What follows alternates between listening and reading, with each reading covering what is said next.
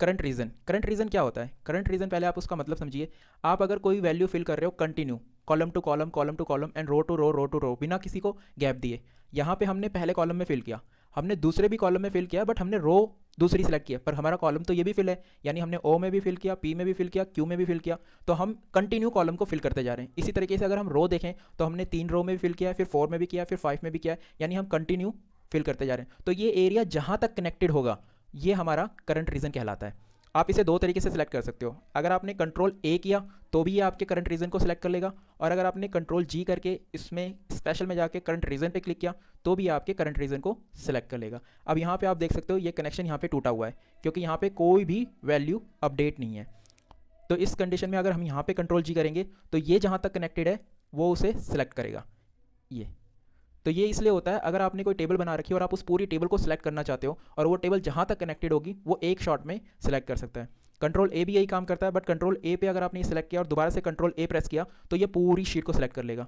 तो जैसा आपको ठीक लगे आप उसे यूज़ कर सकते हो। कंट्रोल जी के थ्रू भी आप सिलेक्ट कर सकते हो और कंट्रोल ए के थ्रू भी आप सिलेक्ट कर सकते हो। नेक्स्ट देखते हैं करंट एरे। ये क्या होता है? आपने अक्सर फॉर्मूले देखे होंगे जो कंट्रोल शिफ्ट और एंटर के साथ यूज़ किए जाते हैं।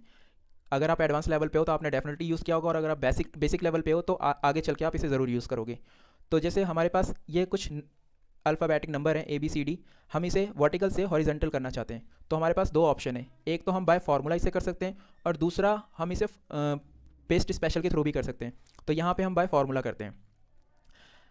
जो अरे फंक्शन होता है उसके अंदर जितनी लेंथ आप सेलेक्ट कर रहे हो उतने ही फार्मूला लगाते वक्त आपको सेलेक्ट करना होगा। जैसे कि आपने यहाँ पे 4 रो सेलेक्ट किया तो आपको 4 कॉलम सेलेक्ट करने होंगे। अगर आप ट्रांसपोज वाला फार्मूला यूज़ कर रहे हो, स्पेशली हम इसमें ट्रांसपोज वाला फार्मूला यूज़ करते हैं।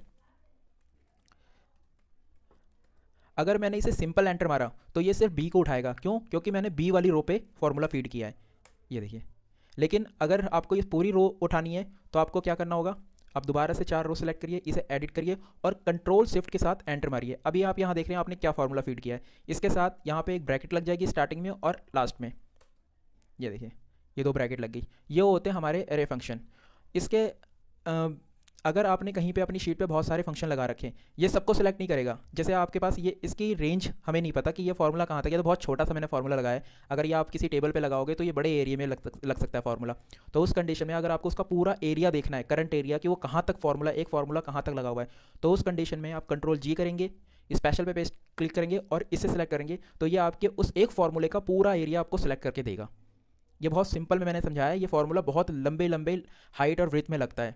तो उस कंडीशन में ये फार्मूला, ये वाला फंक्शन बहुत काम आता है एक फार्मूले को समझने के लिए कि एग्जैक्टली ये फार्मूला कहाँ तक लगा हुआ है। क्यों? क्योंकि इस फार्मूले में आप अगर कोई वैल्यू डिलीट करना चाहोगे तो वो डिलीट नहीं होगी।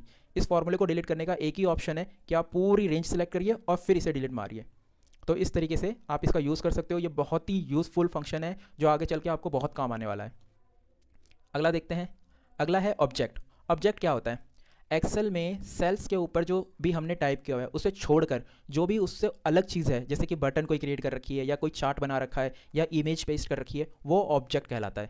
तो इसी तरीके से अगर आप नेट से कई बार टेबल कॉपी करते हो तो साथ में अनवांटेड छोटी छोटी इमेजेस भी आ जाती हैं जो उन टेबल के साथ ऐड होती हैं। तो उस कंडीशन में अगर आप उनको डिलीट करना है तो आप उसे 1 बाय 1 सेलेक्ट करोगे और डिलीट करोगे। ये तो 5-6 हैं तो हमने सेलेक्ट करके डिलीट कर दी, बट अगर डेटा हमने कोई लंबा कॉपी किया है, ज़्यादा लेंथ वाला कॉपी किया है, तो उस कंडीशन में हम थक जाएंगे इसे सेलेक्ट करते करते।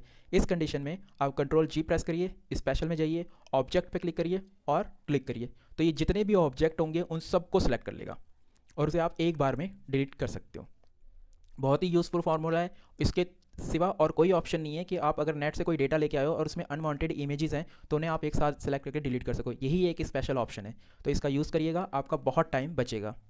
नेक्स्ट हम देखते हैं। नेक्स्ट है रोज डिफरेंस एंड कॉलम्स डिफरेंस। इसका क्या मीनिंग है पहले मैं ये आपको अप्लाई करके दिखाता हूँ, तब आपके समझ में आएगा। ये रो मैंने क्लिक किया और ओके किया, उसके बाद मैं इसे कलर कर देता हूँ। अब हमने सिलेक्शन जहाँ से किया है उसके लिए वो वाली ही रो वो कंसीडर करेगा। जैसे ये 3 4 5 6 ये इसने ये वाली रो कंसीडर की है। इसके आगे जितने भी रिकॉर्ड चेंज होंगे, इस अमाउंट से अलग होंगे, उन सबको वो सिलेक्ट कर लेता है। उसे आप हाईलाइट कर सकते हो। जैसे यहाँ पे 1 है, फिर 2 को उसने सेलेक्ट किया, यहाँ 2 है तो उसने 1 को सिलेक्ट किया, यहाँ 2 है वहाँ उसने 1 को सिलेक्ट किया। ठीक है, ये कब काम आता है? जब आप कोई अमाउंट मैच कर रहे हो किसी दूसरे की फाइल से, तो आप उसे एक कॉलम में दोनों को अलग अलग सामने कॉलम में रख कर उसे एक बार में चेक कर सकते हो कि कहाँ अमाउंट में डिफरेंस है, और उसे आप हाईलाइट कर सकते हो।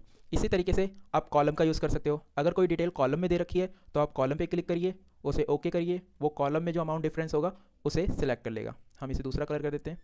ये अब यहाँ पे 1 था तो उसने 2 को सिलेक्ट किया, यहाँ 2 है तो उसने 1 को सिलेक्ट किया, 2 है उसने 1 को सिलेक्ट किया, 1 है तो 2 को सिलेक्ट किया। तो इस तरीके से आप इसका यूज़ कर सकते हो, स्पेशली जब आपको कोई बड़ी टेबल में अमाउंट को मैच करना हो और वो भी वन शॉट में, तो आप उसे एक बार में सिलेक्ट करके कलर करके बता सकते हो कि ये अमाउंट डिफरेंट है।